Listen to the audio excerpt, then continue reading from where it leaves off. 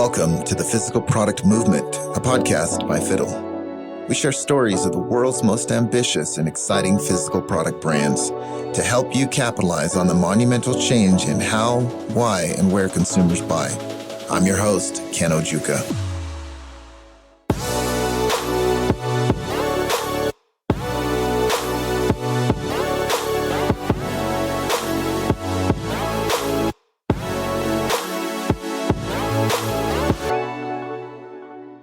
In this episode of the Physical Product Movement podcast, I have the opportunity to speak with Jordan Bass, co-founder and CEO of HOP WTR, a super cool beverage brand that is a non-alcoholic alternative to beer. Jordan covers his journey from VC to moving to an operator role in a fast-growing business to gain more experience. He talks about the personal experiences that led him to team up with his buddy to start HOP WTR. And how he analyzed and researched the market and which market signals he was looking for in order to gain conviction about his business idea. He also talks about the importance of staying true to your intuition and your life experiences while looking into the data and gathering data. Jordan also explains the 3 different types of customers that any CPG brand needs to keep in mind: the distributor, the retailer, and the consumer. This was a packed interview with huge learnings for anyone running a CPG brand. Enjoy. Yeah. Hey, Jordan. Hey, appreciate you jumping on the podcast today. Thanks for taking the time. How you doing, man? Hey, Ken. Great. Appreciate you having me. All right. So you're calling in from what? From Los Angeles? Is that what you said? Yep, correct. Yeah, I'm Los Angeles based. Enjoying the nice sunny summer here. Nice. Yeah, I'm actually looking forward to a little bit cooler weather this fall. It seems like it's been a really hot summer. It has been a warm summer, but I can't complain too much. Well, you live in California and you cannot complain about the weather. You know? No, maybe the traffic a little bit, but yeah, I've got lots of other things I can complain about: housing prices, traffic, smog, but certainly not the weather. Yeah. So do you get to the beach and do you surf and stuff or what? I do get to the beach a decent amount. As we were kind of just chatting before the show, I just had two kids in the last 2 years, and obviously started a business. So I'd say the number of days that I spent at the beach this year versus in years past is vastly diminished. But I do get to the beach, take my oldest daughter; she loves it.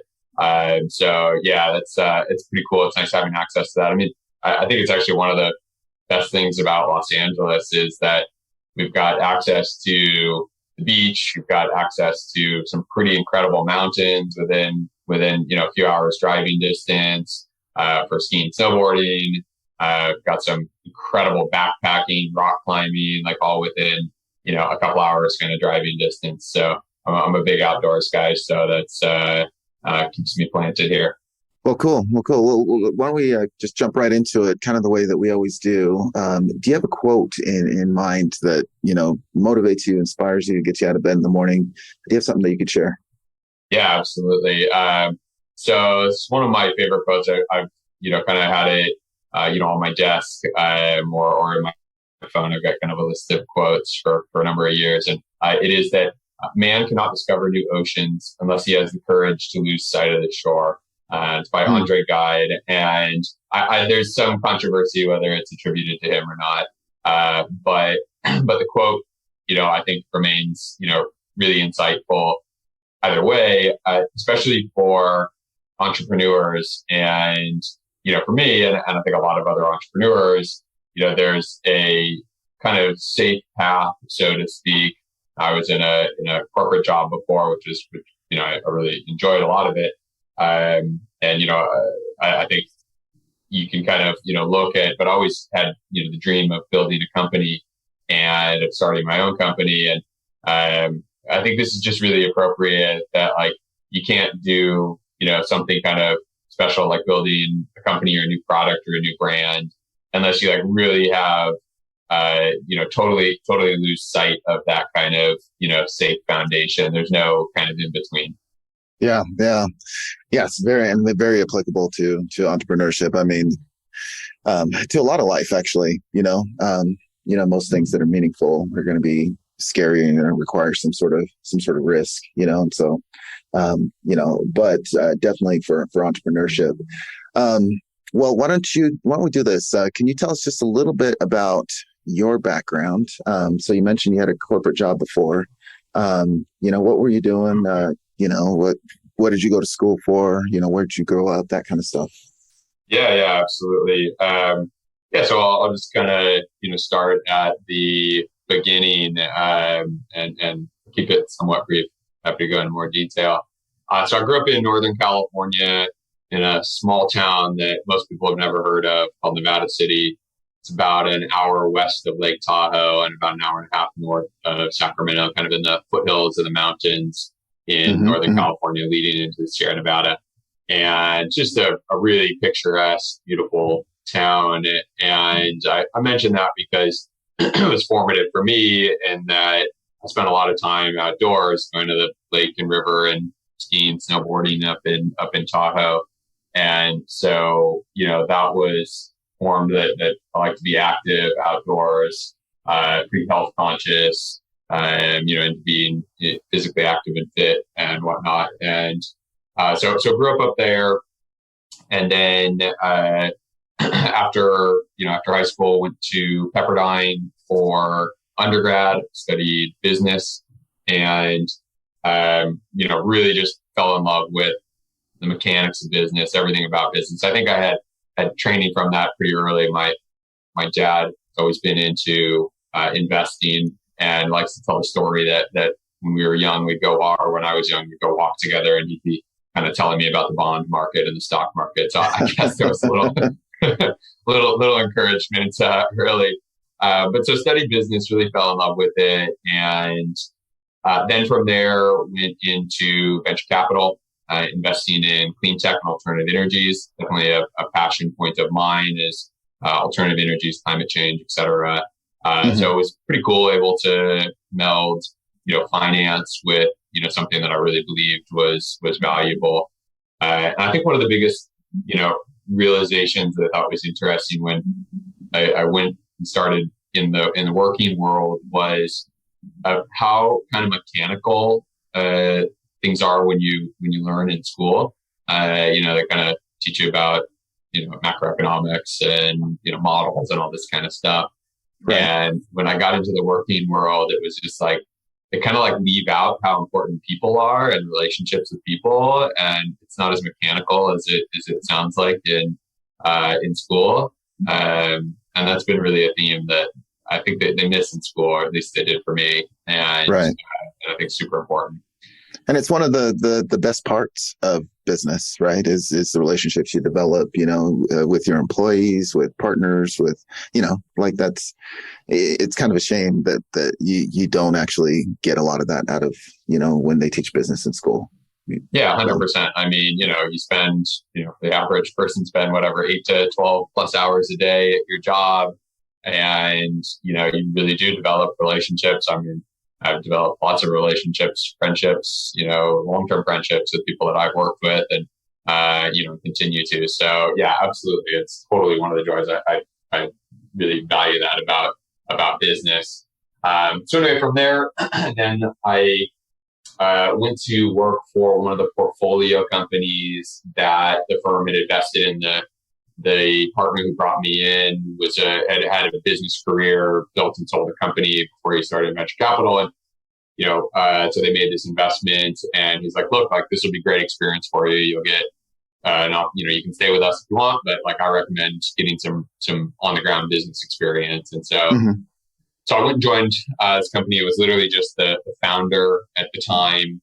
And I think he had a head engineer, and we hired a CEO kind of at the same time that I joined, moved out to Arizona where the CEO was based. There was really no office or anything for the company at the time. So I moved out there, just a couple of years fresh out of school, didn't really ask any questions, just did it. And it was a phenomenal experience. The CEO was like an incredible mentor, got to be kind of his right-hand man.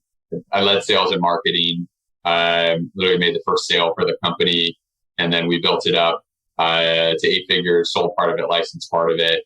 So I got to see the arc of a deal from beginning to end. And then along the way, just, did fundraising. I developed a software product, which I patented for these products that we were manufacturing.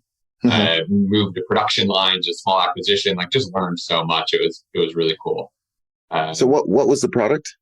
So it was a high efficiency smart motor. So it was an electric motor that used permanent magnets that was much more efficient than the typical product out there, and had software integrated into it. So it's kind of a smart motor. And electric motors are like one of those things that are, you kind of like wouldn't think about, but whatever house or building you're sitting in, I'm sitting in an office building, there's like literally thousands of them here, and they're consuming a massive amount of energy. And so it's like a very clear opportunity to reduce energy usage. Got it. So I'm very curious about the transition to the beverage industry, to CPG. So yeah, why don't you draw the line to how you ended up with your current company?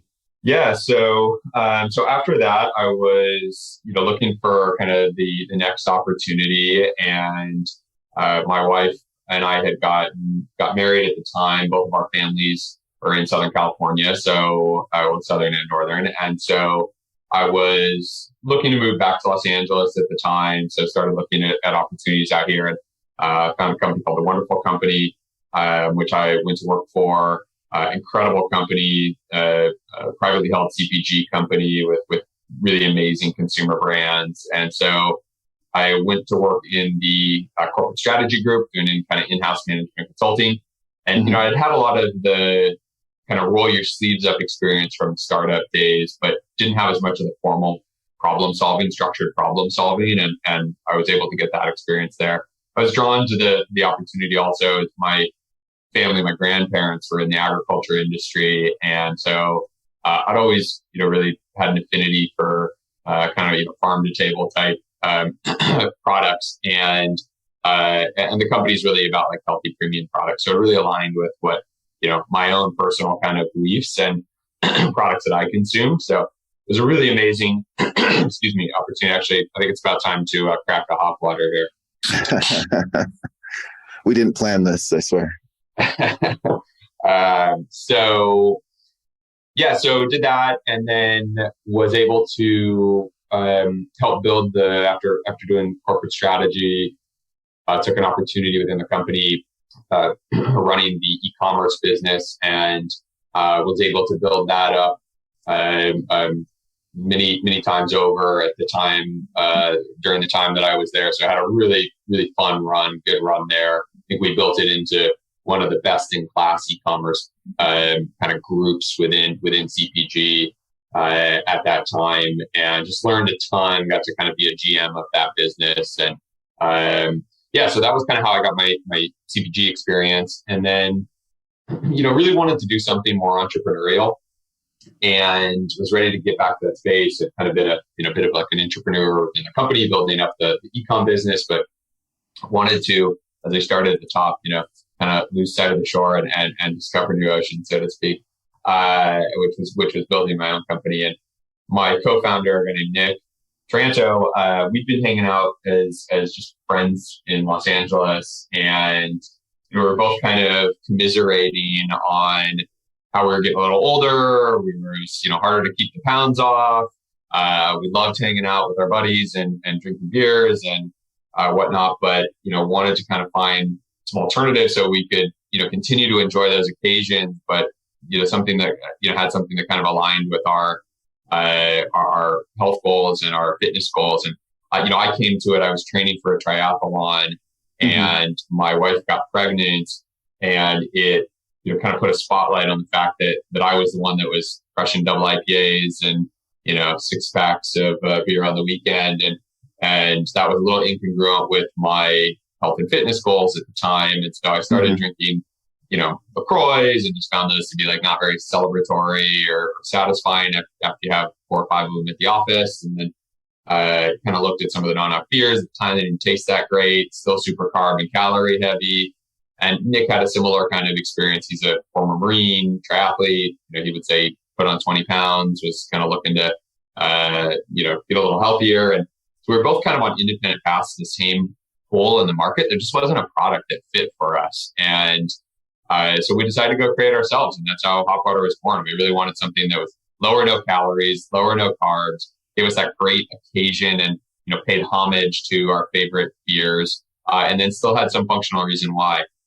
So yeah, when we didn't see it, we built it. So why don't you just describe, I guess, the ingredients a little bit? Does it actually have hops in it? Yeah, absolutely. So Okay, yeah. so hop water. So the way that it's a sparkling water base, and then we infuse it with hop essence. So what we do is we take the hops, we extract the oil, terpenes, essence. We infuse that into a sparkling water base, and then we add our functional stack ingredients, which we use ashwagandha and L-theanine to give a little calm focus and mood boosting benefits. And so it's 0 calorie, 0 carb, no sugar, but you still get this like great aroma and this bitter kind of hoppy flavor, citrus forward, pine forward kind of flavor out of it. Got it. So there's a couple different ways that we can take this, but one of the things that I wanted to kind of lean on some of your experience, in the VC market and analyzing different products, different businesses. So from your perspective, right, you see this opportunity. What were the first steps? Let's talk about some of the initial things that the initial steps that you took to kind of validate that this was indeed an opportunity and to kind of give you some conviction that you can move forward with this. Yeah, absolutely. Great question. So, I think like from just a high level, the major steps for us, and I can talk about them in more detail, but, one, wanted to kind of identify and size the market opportunity. So that included a lot of research. Again, I can kind of go back in more detail, but like researching the opportunity, validating the product's opportunity, the market opportunity. Okay. 2 was, actually formulating the beverage. And then 3 was designing the brand and creating the brand. So those were some of the like 3 major steps. I'm happy to double click into in any of those. Okay. Yeah. I'm sure there's somebody listening now that's looking at a market. Let's talk a little bit about just validating the size of the market opportunity. How did you do that? And maybe what would you recommend? For somebody in that position. Yeah. So we did initially, and I think there's lots of different ways to do this, but getting data on when you start to like go research any kind of market opportunity, right? Like all these reports will come up and they're like $5,000 each. So most entrepreneurs don't want to spend the money to purchase those, and we didn't either. So I think our first step was simply just building out a deck for ourselves. Wasn't necessarily to like show investors that could tell the story of the market opportunity, what's the size of it, why does this exist, what does the competition look like, and who's the customer, those types of things. And so we did that on really like desktop research, and created that kind of story for ourselves to validate that the opportunity was there and give ourselves conviction that the opportunity was there.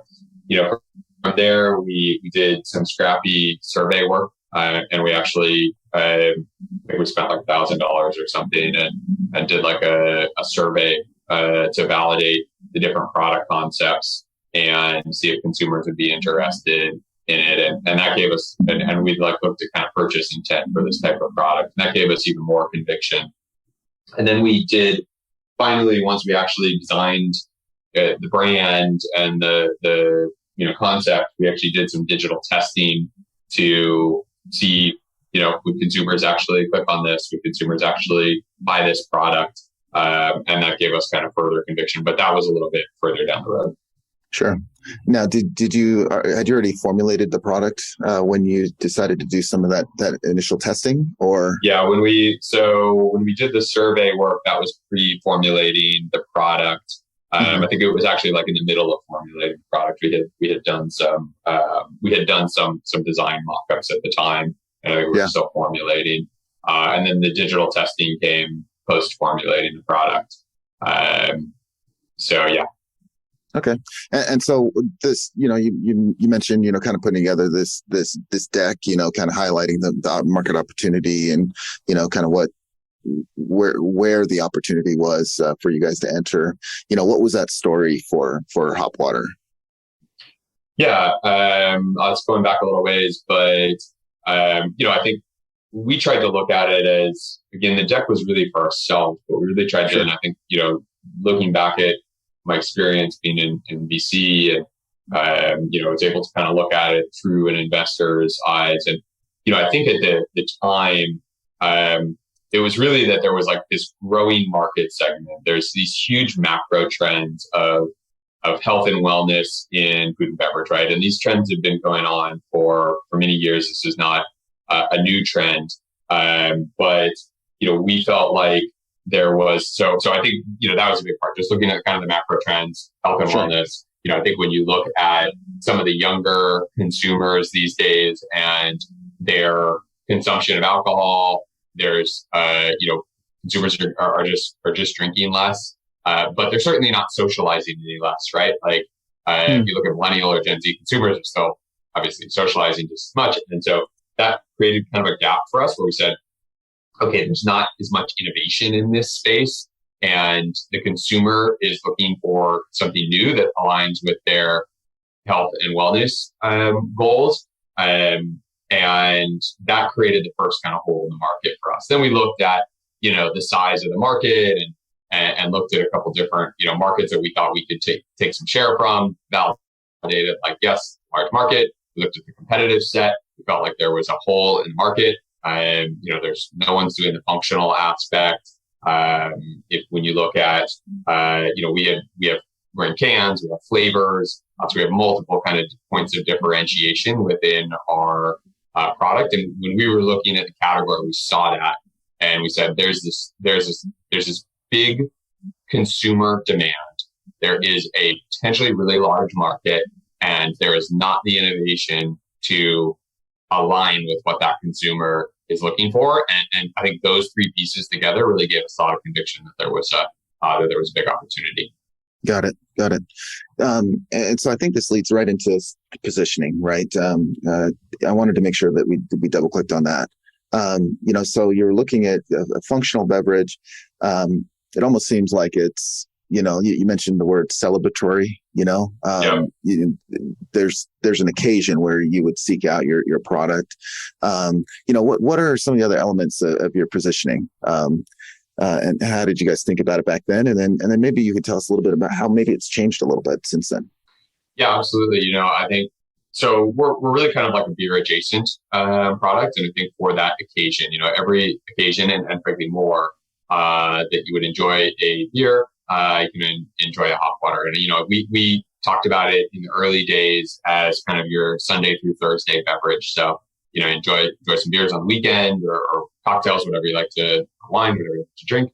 But during the week, as you're busy with your family or work, got an early meeting, etc., want to stay super sharp, you can enjoy a hop water and you don't have to miss out on sort of that opportunity. So really, like when we first launched, one of our ads was your new 5 p.m. And I think that positioning has remained and it is really key. One of the things I think that, just to answer your question about how it's evolved, we're not, I enjoy craft beer. And we have a lot of consumers that are completely sober. We love and welcome those consumers. We have consumers that are sober curious. And we have consumers that just, want to moderate a little bit. And so I think that last moderation one has become, a really huge opportunity. We see that as one of the top usage occasions for our product. So consumers will have a couple alcoholic drinks, and then they'll have a couple hop waters. And that allows them to kind of extend the evening. There's a great stat out there that almost 60% of consumers are switching between full strength and no and low strength alcohol in the same occasion. So that is like a massive opportunity. We're not just talking about a small subset of consumers that have decided not to drink anymore, which is a nice consumer set too, but this huge set of consumers that are just looking to moderate, and we see that is a massive opportunity. We've coined the tagline "Hops for All," and we think that really well encompasses this kind of messaging of inclusivity. Again, sober curious, like to drink, just want to moderate, etc. Like a hop water fits into your routine.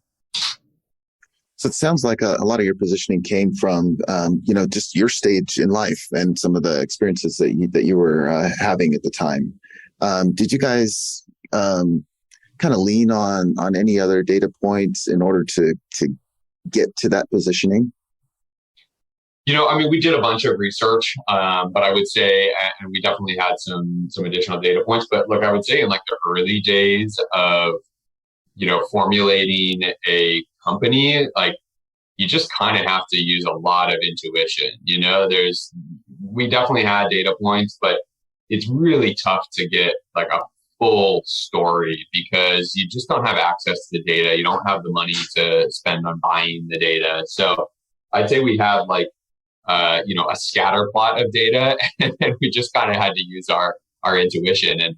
And in the early days, we formulated this product for ourselves. Like we saw both Nick and I wanted this product in the world, and we didn't see it. And so, that was kind of fortunate.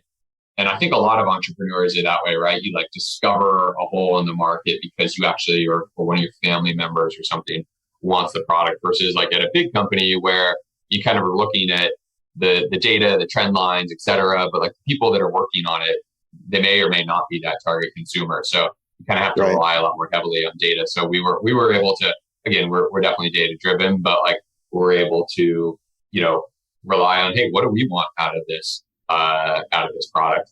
I think one of the cool things that we've seen is that, Nick and I are two bros that live in Southern California. I'm being a little bit facetious, but we're two guys that live in Southern California, right? We like kind of formulated originally because we thought, hey, craft beer drinkers like us are going to like this product. And that is true. But what we've seen is that there's like a much bigger mainstream consumer. We're actually more than 50% female in our consumer set. And so, it's pretty cool to see that it wasn't just kind of, surfer guys in LA that like the product, but have a larger consumer set. Sure.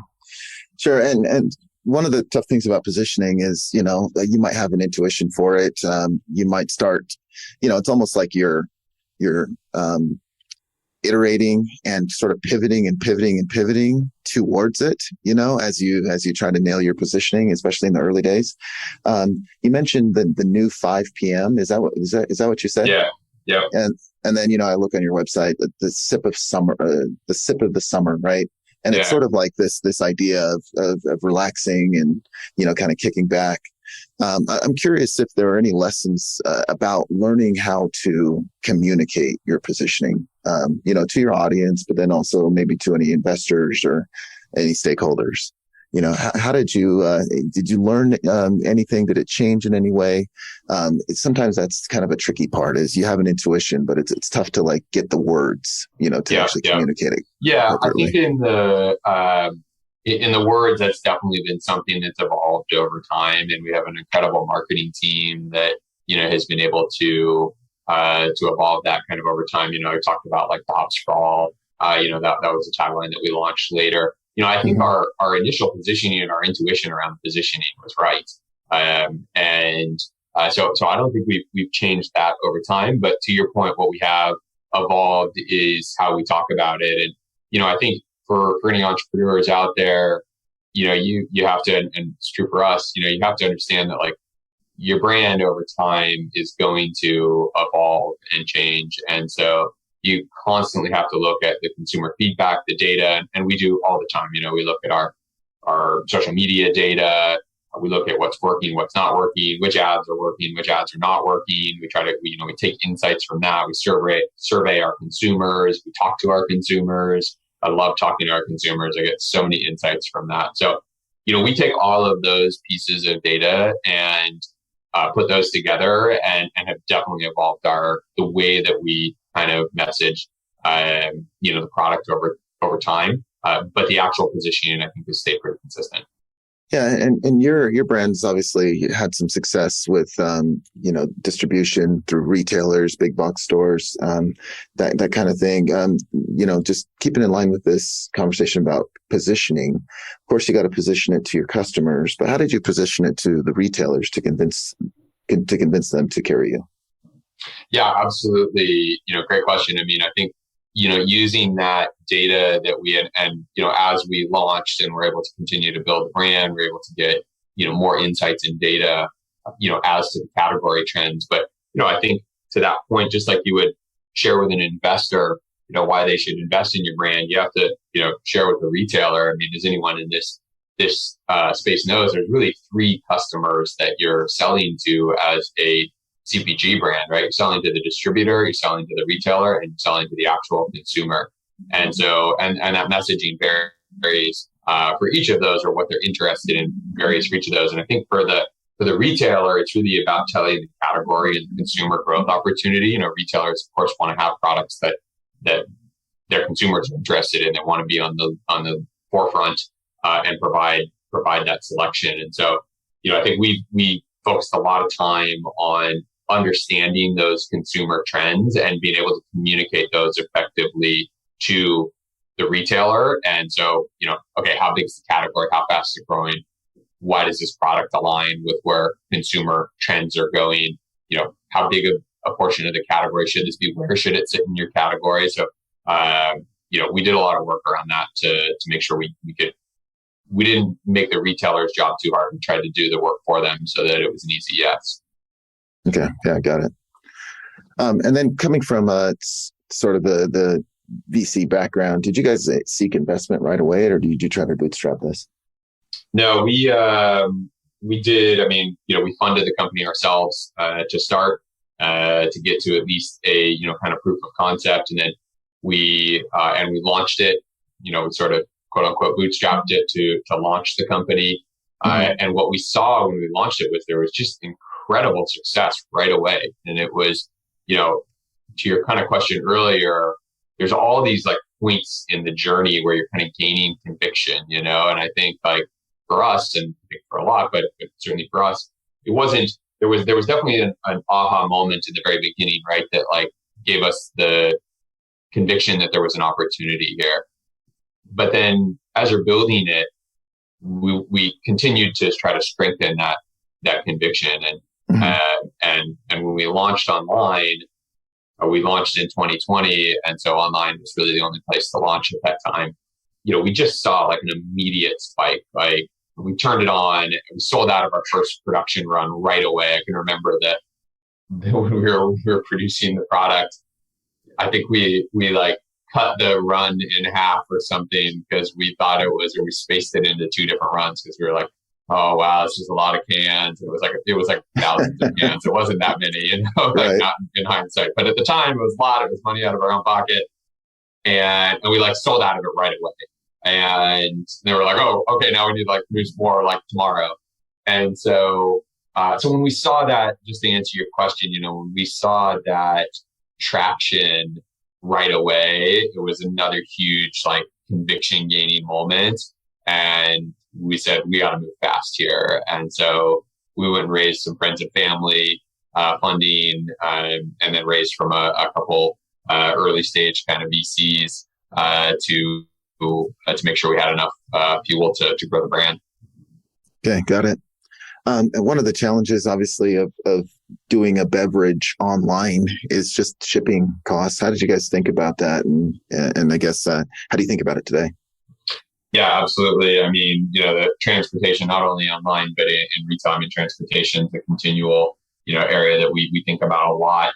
There's been huge inflation in that area of the market.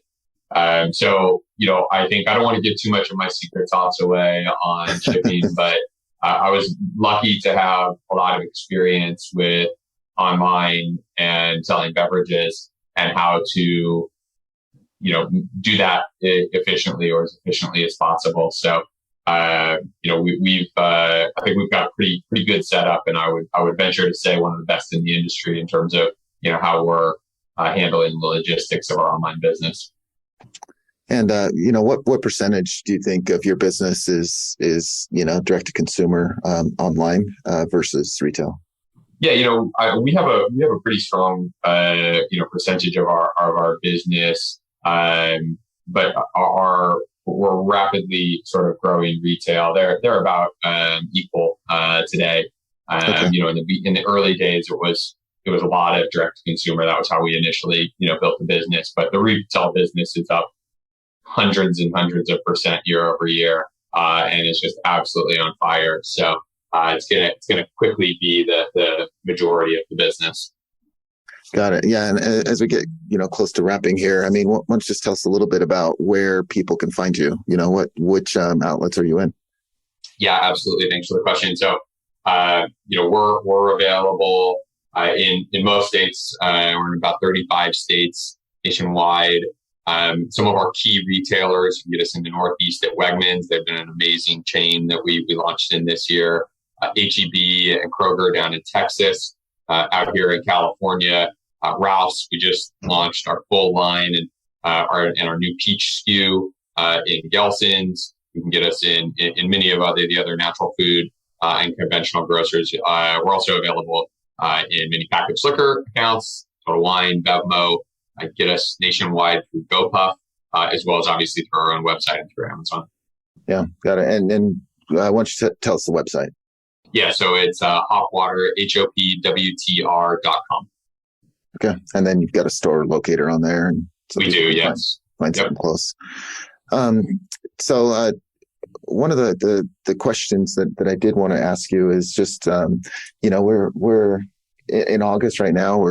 I can't believe we're getting to the end of August, and we're kind of looking at, summer winding down a little bit. I'm curious about, what the rest of the year looks like for Hop Water and what you guys have coming up.